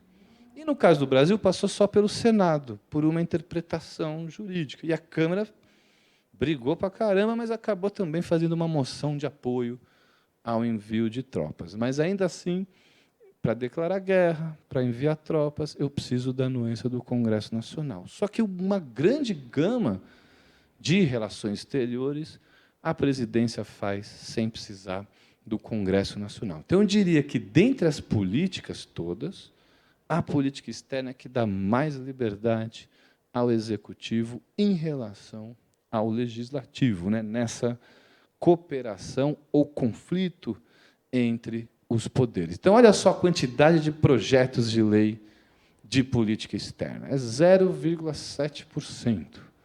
Eu peguei de 2003 a 2025. Então, assim, o que a gente pode interpretar disso? Várias coisas. Primeiro, a competência fundamental da política externa está dotada no Executivo. Então, já começa aí. Mas há um segundo aspecto que eu creio que esteja mudando. E aí eu vou fazer esse argumento em seguida. Mas há a percepção muito nítida, até hoje, eu acho que está mudando, de que política externa não dá voto. Vocês já viram em campanha eleitoral um legislador falando: se eleito, eu vou ampliar o Mercosul. Se eleito, eu vou fazer um acordo de terras raras com os Estados Unidos. Se eleito, eu vou promover o livre comércio. É muito difícil você ver na agenda brasileira, não é igual para todos os países, temas de política externa terem sensibilidade eleitoral. Agora, corrijam-me se eu estiver errado. Isso é uma percepção que eu tenho, que vocês também podem compartilhar ou não. Eu diria que cada vez mais, se eu comparar, por exemplo, anos 90, 2000, 2010, eu diria que hoje a política externa ocupa praticamente metade do noticiário, nos grandes veículos televisivos, impressos, até mesmo em mídia, em rede social. Acredito que a política externa tem crescido. Se a gente olhar, por exemplo, filiações com questões internacionais. Tradicionalmente, por exemplo, era comum ver em organizações, movimentações dos partidos mais à esquerda, bandeiras da Palestina, bandeiras de Cuba. Agora, também nas manifestações e mobilizações à direita, eu também vejo bandeiras dos Estados Unidos, Israel. Então, acho que está começando a misturar política externa com eleição e, aí sim, ideologia político-partidária. Aí, voltando à primeira parte da aula, para o terror dos realistas. Meu Deus do céu, não bota a ideologia disso aqui. Arranca isso aí, deixa a ideologia para vocês ficarem bagunçando aí. Mas, se a gente for tratar da segurança do Estado, da sobrevivência de todos nós, enquanto sociedade, não me venha com direita e esquerda, com seja lá qual for a ideologia que estiver corrente. Então, mas eu imagino que cada vez mais a política externa vai entrar no debate eleitoral. Eu não acredito que isso seja ruim. Acho que a política externa tem que ser debatida assim como todas as outras políticas. Mas eu prevejo, posso estar equivocado, que nesse debate presidencial vão ter pontos de política externa. Eu já vejo, por exemplo, o atual governo, que é o incumbente, quem vai buscar a reeleição, usando as relações com os Estados Unidos nas suas propagandas, né, na sua comunicação com a população. E é ano eleitoral. Então, a perspectiva talvez seja que esse gráfico mude. À medida que... Então, por exemplo, não sei se vocês viram o projeto de lei que acho que foi a deputada Tabata Amaral que propôs, sobre a questão do sionismo, de garantir a proteção às manifestações, etc. E tal. Isso já começa a gerar polarização no legislativo brasileiro, que não necessariamente tem a ver com a agenda da política externa brasileira, mas tem a ver com temas internacionais.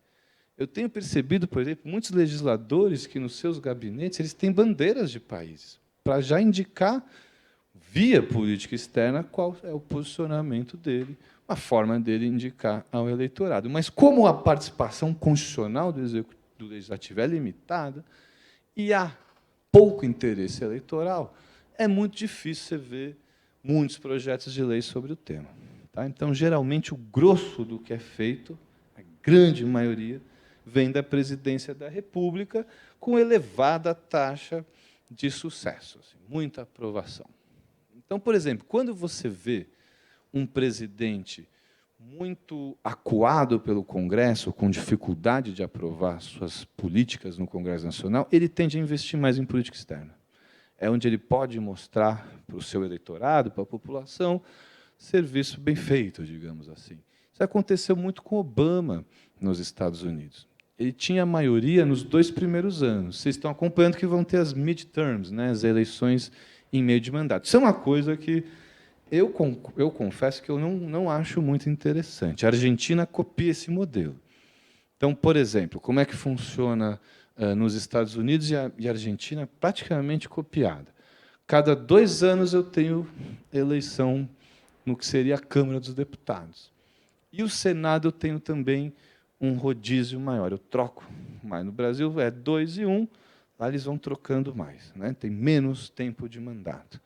E qual que é a lógica dos norte-americanos quando fizeram a Constituição? Eu quero que, no meio do mandato presidencial, ele seja avaliado pelas urnas. Ele quem? Presidente da República. No caso do Obama, passados 2 anos, então, geralmente o presidente ganha com a maioria dos votos e tende a, no começo do governo, ter a maioria no legislativo. Vale lembrar que os Estados Unidos só tem 2 partidos, né? O Obama tinha essa maioria e logo perdeu. Quando ele perde essa maioria, o foco central do governo dele vira a política externa, porque é onde ele consegue mais apoio do Congresso. Então, por exemplo, ele retomou as relações com Cuba, escolheu outros, fez o acordo nuclear com o Irã, constituiu aquele acordo Trans-Pacific Partnership, que seria uma forma de fazer um grande bloco regional com a Ásia, excluindo a China.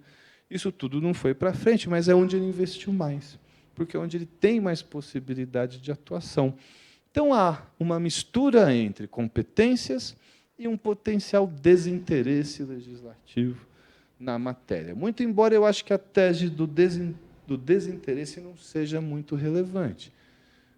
Uma das comissões, não é a principal comissão, mas a Comissão de Relações Exteriores não é a última comissão que um legislador vai querer. Então, ela tem um status ali razoável, porque ela tem capacidade de modificar ou interferir em assuntos de elevadíssima sensibilidade, com alta capacidade de ter efeito distributivo, por exemplo, na economia brasileira. E aí acho que os acordos comerciais seriam as principais, digamos, a principal política com esse tipo de efeito. Vocês sabem quais acordos o Brasil tem negociado comercialmente? Então, tem Mercosul e União Europeia. Aliás, por que é sempre Mercosul? Isso é uma coisa que tramita no Congresso também. Isso é uma coisa que o Congresso poderia interferir e há projeto de lei. Então, o Brasil, quando vai negociar um acordo comercial, ele tem no Mercosul o que a gente chama de tarifa externa comum. Então, pelo acordo do Mercosul, todos os países têm que aplicar a mesma tarifa. Então, quando eu vou fazer um acordo de livre comércio, que é para diminuir essas tarifas, precisam ser o bloco junto na negociação. Hoje, a Bolívia faz parte também do Mercosul, então são 5 países. O Mercosul está fazendo acordo com Coreia do Sul, Vietnã, Singapura, está refazendo o acordo com a Índia, está avançando no acordo com o Canadá, tem uma possibilidade já bastante evidente com o Japão. Ou seja, o Brasil mudou a sua preferência comercial. E quem fez essa mudança crucial, e o legislativo é só uma plataforma desses interesses, foi a indústria.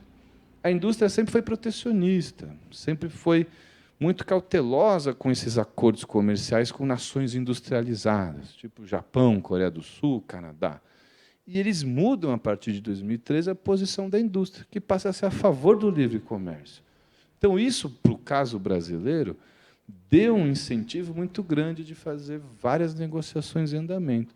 Então, eu acredito que, nos próximos 4 anos, pelo menos, o Brasil vai começar a anunciar, via Mercosul, vários acordos internacionais. E eu acredito que esses acordos não vão ter resistência no Congresso Nacional.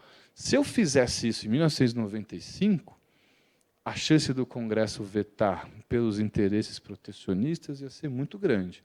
Mas hoje isso não existe mais do ponto de vista comercial. Então, o que era pauta muito disputada nos anos 90 e fundamentalmente calcada na economia, Eu acho que hoje já tem uma questão de uma discussão mais simbólica sobre a política externa, bem distante do que o realismo mais preferiria.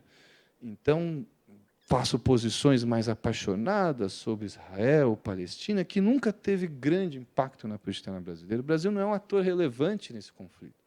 Ele não tem nem condições de resolver e nem querem, nem convidam ele para resolver isso. Mas a gente percebe que tem uma mistura. E aí a Venezuela é um fator que entrou no debate também eleitoral. E aí é uma questão que eu volto à tese realista. Aí fazer uma argumentação independente da ideologia política. O Brasil, desde os anos 80, ele escolhe a Argentina como um parceiro preferencial. Então, foi durante o período militar dos dois países, resolvem a questão nuclear, fazem um acordo de um mercado comum e depois vira Mercosul nos anos 90. E, a partir da Argentina, é o segundo posto, o terceiro posto diplomático mais importante da política externa. E, durante os anos 90, também emergiu, principalmente por causa do presidente venezuelano Rafael Caldeira, o antecessor do Hugo Chávez, a emergência da Venezuela como um parceiro-chave. E aí foi FHC, Itamar Franco, Rafael Caldeira. Depois veio Hugo Chávez, Lula, Dilma, Maduro, e depois cai tudo. Do ponto de vista, se a gente volta para a teoria realista, o Brasil passou uns 20 anos investindo nessa relação bilateral. E, de repente, quando mistura ideologia política partidária, derruba, de ambos os lados, não foi só do Brasil, derruba a relação bilateral por completo. O Brasil rompe relações diplomáticas. O Brasil emprestou dinheiro para a Venezuela, tem um monte de acordo, questões de energia, de cooperação. Tem uma parte, tinha, né, parece que já mudou, mas tinha uma boa parte da energia de Roraima era fornecida pela Venezuela. Enfim, um monte de investimento que, de repente, por questões políticos, ideológicas, some, desaparece. Então, isso, por exemplo, é uma perspectiva realista. Fala, não me importa se eles são democracia ou autocracia, se quer socialismo, não quer socialismo, pouco interessa. Interessa os interesses que eu tenho. Eu quero exportar bens industriais para a Venezuela, quero fazer acordos energéticos, enfim, quero estabelecer aí uma parceria estratégica. Se a gente voltar para a visão liberal, já não, é importante o valor democrático. Então, por exemplo, muitos legisladores falavam contra as relações com a Venezuela, criticavam pela falta de democracia, e até virou um termo no debate eleitoral brasileiro, a venezuelização do Brasil. Então, você vê que a política externa entra, mas não como os temas substantivos da agenda do Brasil. Então, o legislativo não está tão preocupado, imagino eu, que o Brasil consiga um assento permanente no Conselho de Segurança da ONU, sempre fica numa retórica mais político-ideológica, que muitas vezes, nesse quesito, não é bom para a política externa. A política externa se faz a longo prazo, você só vai ver resultado da aproximação com o país em 10 anos, 5 anos, 7 anos. Não pode ficar tão dependente das mudanças de governo, né? Se a cada governo a política externa mudar muito, a perspectiva de ganho com ela cai muito. E, de fato, ela não muda tanto, embora discursivamente ela tenha uma variação um pouco maior. Mas a gente percebe alguns princípios minimamente estáveis. Um deles é o pragmatismo, que é vamos focar no interesse econômico. Qual que é o grande objetivo da política externa brasileira? Desde que o Brasil resolve as fronteiras, no Barão de Rio Branco, podemos considerar ali começo do século XX, o grande interesse do Brasil em política externa é desenvolvimento econômico, ponto final. Tanto que, hoje em dia, é péssimo para o Brasil que a agenda internacional seja tomada por segurança, por conflito, por guerra. O Brasil não tem lugar nessa discussão, não tem interesse nessa discussão, fica completamente ilhado, né? Não tem protagonismo, busca por uma via ou outra. Onde o Brasil se interessa muito? Nas questões de mudança climática, que eles consideram uma potência verde, né? Onde eu poderia ter maior capacidade de atuação. Ainda assim, a gente percebe que é bastante danoso ao Brasil essa emergência da agenda securitária. Então, no caso das relações do Poder Executivo e Legislativo, eu peguei aqui também um dado, só para ter uma ideia, também de 2003 a 2025, quais partidos fizeram mais projetos de lei. O que mais fez foi o Partido dos Trabalhadores, 13 projetos. Só que aí também não está ponderado pelo número de legisladores. Então, é lógico que os maiores partidos, com mais representação, vão ter mais projetos. Mas o que você percebe aí? Não tem uma clara propensão de direita ser a favor disso, esquerda ser a favor disso, ou esquerda ser a favor de outra coisa na política externa. Por exemplo, tem um survey legislativo que o Timothy Power e o César Zucco aplicam aos legisladores brasileiros. Eles fazem perguntas de política externa. Então, por exemplo, você percebe a China como ameaça? Se a gente faz um teste de direita e esquerda, não dá nada. Tem gente da direita que acha bom a China, tem gente que acha ruim. Na esquerda, a mesma coisa, tem gente que acha bom, tem gente que acha ruim. Você percebe que não tem uma direção clara, por exemplo, vinculada à ideologia política. Se eu disser, por exemplo, reforma trabalhista, eu te digo claramente, a direita vai tender para cá, a esquerda para lá. Política tributária, e por assim vai. Na política externa não tem essa clareza. E por quê? E eu acho que tem uma explicação para isso. O lugar do mundo, do Brasil no mundo é um só. E o Brasil é uma potência? Não. O Brasil é um país, no máximo, emergente. Então, o que o Brasil precisa, independente de qual seja o partido político ou o presidente? Ele precisa de instituições internacionais fortes para contrapor o poder das potências. Ele precisa de regras internacionais. Ele precisa forjar coalizões. Em suma, ele precisa do multilateralismo para obter os seus interesses no âmbito internacional. Isso foge completamente da lógica político-ideológica. Né? Então, nesse sentido, o legislativo não contamina, do ponto de vista da disputa político-partidária, muitos assuntos de política externa, embora a gente possa enxergar algumas diferenças. Mas vou dar um exemplo de semelhança. Se eu disser que o presidente Bolsonaro e o presidente Lula são dois opostos na ideologia política brasileira, ou não são dois opostos, são os mais distantes, digamos assim, vejam só a posição do Brasil sobre a invasão da Ucrânia. Mudou com a mudança de presidente? Mudou muito pouco.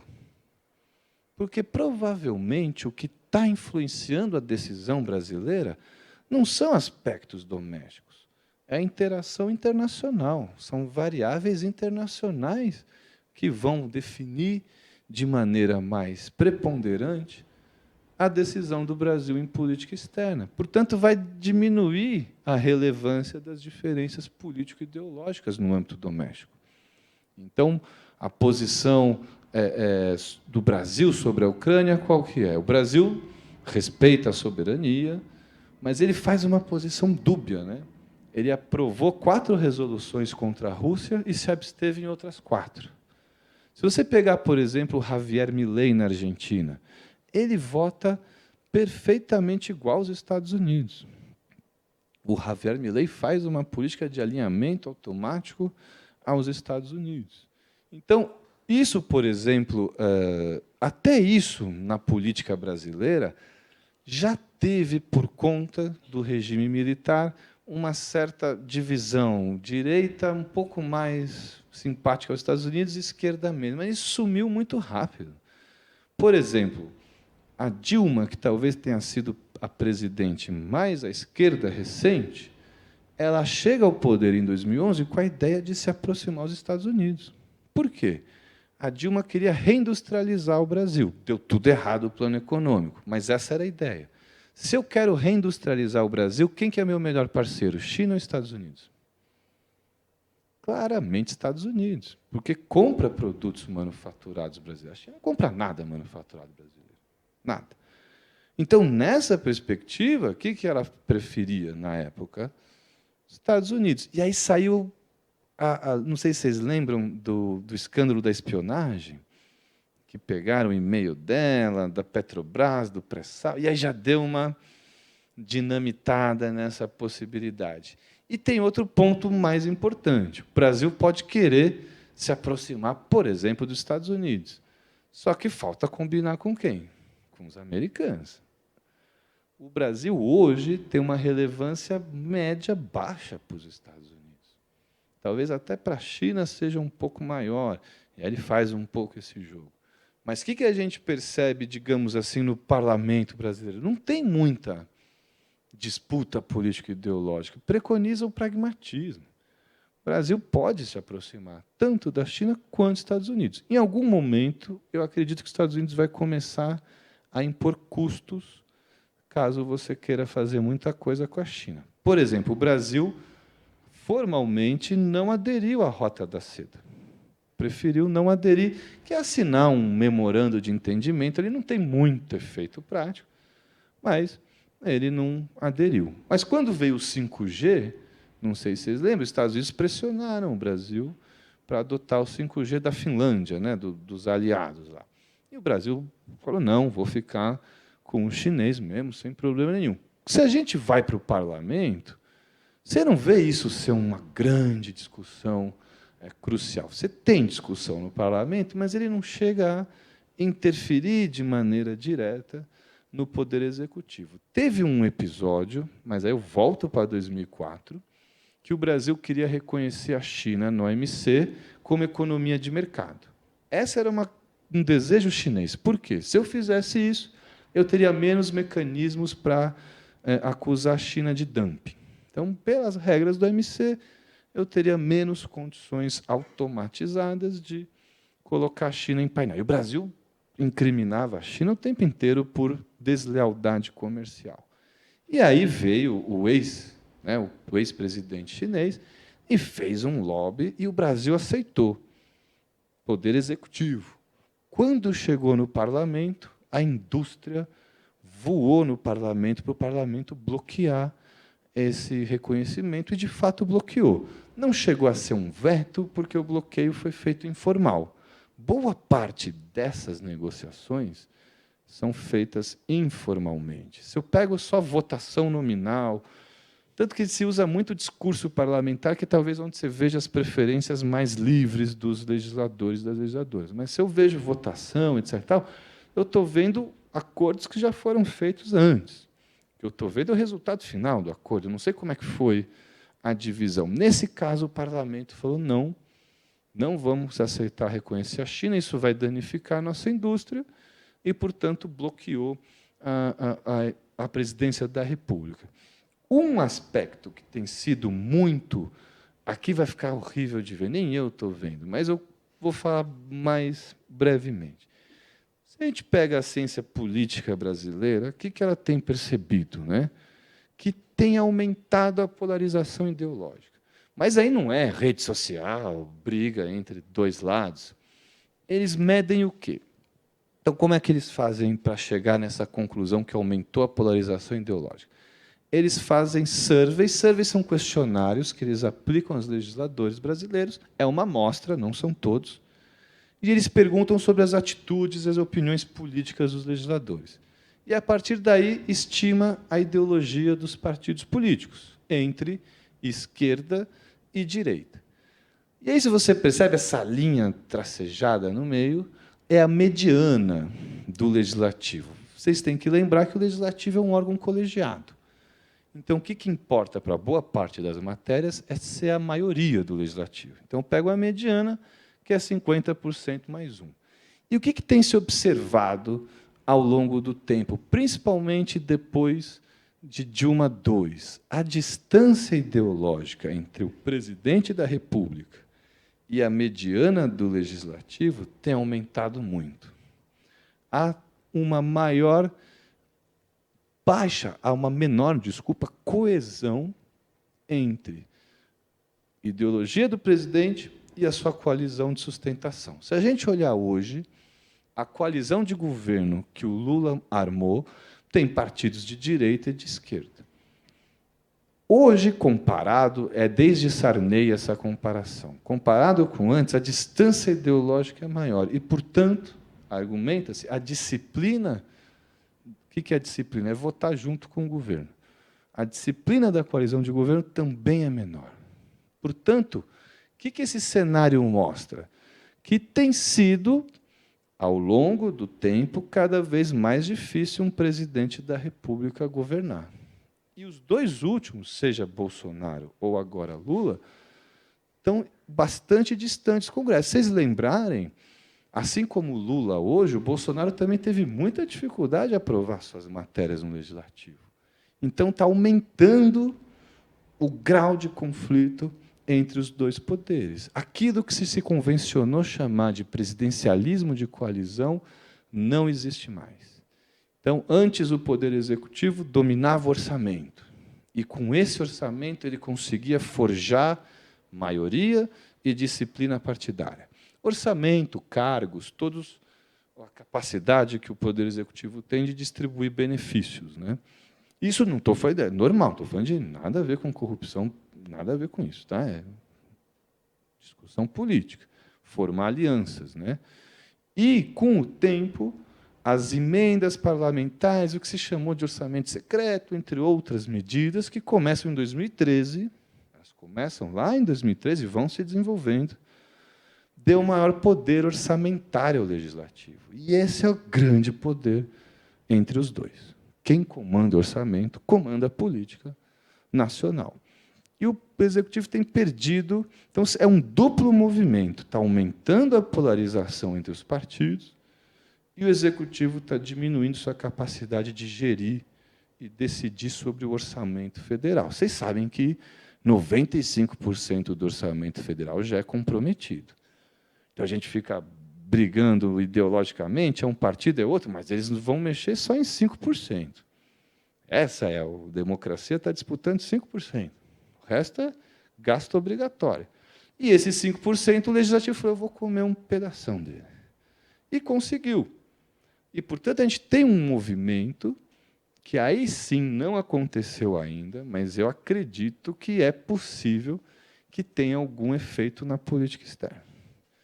Não nos grandes temas em que há um bom consenso nacional. Por exemplo, alguém vai discutir se o Brasil precisa se aproximar ou fazer cooperação com a China? Não vai. E também ninguém vai falar, vamos virar as costas para os Estados Unidos. Não vai ser nessa toada, mas provavelmente alguns temas internacionais vão ficar bastante mais sensíveis e podem começar a impactar a eleição. Isso em função desses dois fatores. O Legislativo está com mais força e a polarização está cada vez maior. E, portanto, está mais difícil para os últimos presidentes da República conseguir manter maioria e aprovar suas políticas no Congresso Nacional. Alguns argumentam que isso é um processo de parlamentarização da política brasileira, quando o Congresso passa a ter um protagonismo maior e é mais difícil forjar a maioria. E, por fim, para finalizar, eu fiz aqui uma breve análise para entender um pouquinho qual que seria essa consequência. O que eu fiz? Eu peguei as notas de imprensa do Itamaraty, que seria a agenda do Poder Executivo. E aí eu uso o R, é um programa estatístico de programação, etc. E filtro quais são os países mais mencionados pelo Itamaraty. E peguei os discursos dos legisladores em plenário, Senado e Câmara, e filtro quais países eles mais falam. Agora, eu fiz uma animação que é de 2019 para cá, mas parou em 23, que está legal. Veja só. Enquanto o parlamento mais cita Israel, Estados Unidos e Venezuela, o Itamaraty mais cita China, Angola e Argentina. Claro que você vê que a Argentina está perto, China também, mas olha que interessante, Angola, em 2023, então as notas de imprensa do Itamaraty são o quê? Recebemos a embaixadora de Angola, fizemos um acordo de cooperação, então ele vai noticiando a agenda da política brasileira. E Angola está lá no alto.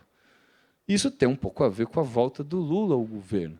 Mas você vê que o parlamento não está preocupado com isso. Tem a tendência, eu vou atualizar para 26. O que eu acredito? Que 24, 25 e 26 vai se distanciando cada vez mais as duas agendas.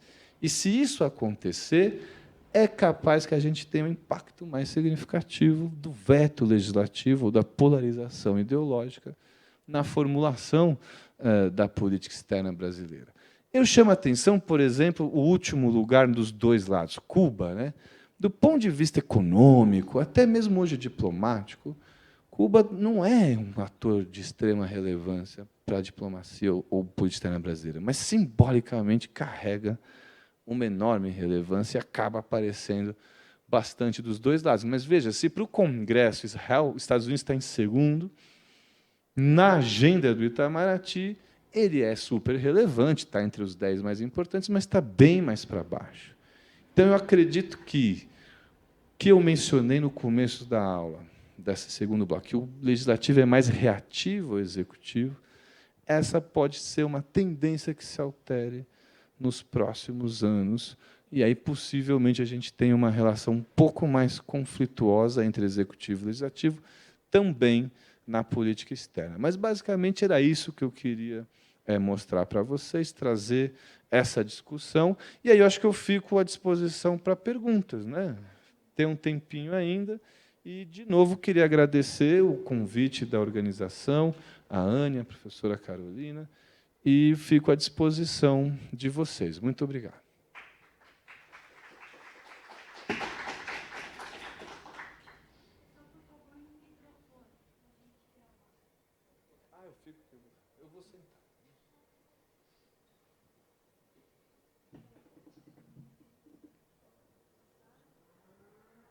Boa tarde. Obrigado pela aula, professor. Eu queria perguntar se, nesse cômputo que o senhor fez das leis, por exemplo, internacionais, né, política externa, se a paradiplomacia entra nesse cômputo, se, por exemplo, entre cidades, por exemplo, sei lá, Osasco com alguma cidade da Argentina, como, por exemplo, Buenos Aires. Ótima pergunta. Aí, por exemplo, diferentemente da Argentina, né, a Constituição Argentina de 94, ela permite que as províncias ou as unidades federativas façam política externa. No Brasil, não. Então, nesse cômputo, não entra nada subnacional. Agora, o que pode acontecer que entraria? Vamos supor. Esqueci de mencionar, aquele gráfico são só iniciativas do Legislativo, tá? Não entra o que o Executivo faz. Então, vamos supor, eu sou o Estado de Minas Gerais e estou fazendo um convênio com o Banco Mundial, que vai envolver empréstimo, etc. e tal. Isso só vai virar política se eu levar para o Executivo. E quem vai iniciar, quem vai mandar para o Senado é o Poder Executivo, não vai vir do Legislativo. Então, por exemplo, aquele caso que eu mencionei de Goiás, das terras raras, não é, digamos assim, legal. Se você é empresa norte-americana, vou investir 2 bilhões em terras raras de Goiás. Não é aquele acordo que vai te dar segurança jurídica. Ele não vale, não tem. Mas ele pode servir para fazer o acordo com o governo federal, pode servir para pressionar, pode ter utilidade. Mas naquele gráfico são as iniciativas legislativas e não entra para a diplomacia, que é um campo bem interessante. Tem rede União Europeia, América Latina, Mercocidades, tem vários exemplos bastante interessantes de acordos entre municípios, mas aí não vira um ato internacional jurídico, não entra no ordenamento jurídico brasileiro, não fica acima das leis, tem um status bem menos, digamos assim, impactante. Mas o que não significa que os municípios, os estados, não façam política externa, né? Mas é, digamos assim, muito mais cooperação do que política externa per se, né? Mas não entra naquele gráfico isso, não está computado. São poucos os municípios que têm Secretaria de Relações Internacionais, né? Geralmente são os municípios maiores e às vezes tem relação também com o partido político que está no governo, né? Então, ainda é incipiente. Mas eu acho que os estados, quase todos, têm já uma estrutura para relações internacionais, que é para isso, para aumentar essa cooperação no âmbito subnacional, né? Eu que agradeço. Muito obrigado pelo convite, foi um prazer. E aí podemos fazer de novo, né? Novas cooperações, fico à disposição e foi um prazer conhecê-los. Se alguém quiser me enviar um e-mail, quiser conhecer mais sobre minha agenda de pesquisa, quiser conhecer lá o Instituto de Relações Internacionais da Universidade de São Paulo, é Pedro Felil, né, o meu nome e sobrenome, @usp.br. Eu não pus no slide, mas depois acho que a gente consegue passar, né, para o pessoal. E aí, quem quiser, fiquem à vontade para entrar em contato. E eu agradeço de novo o convite e a organização desse curso.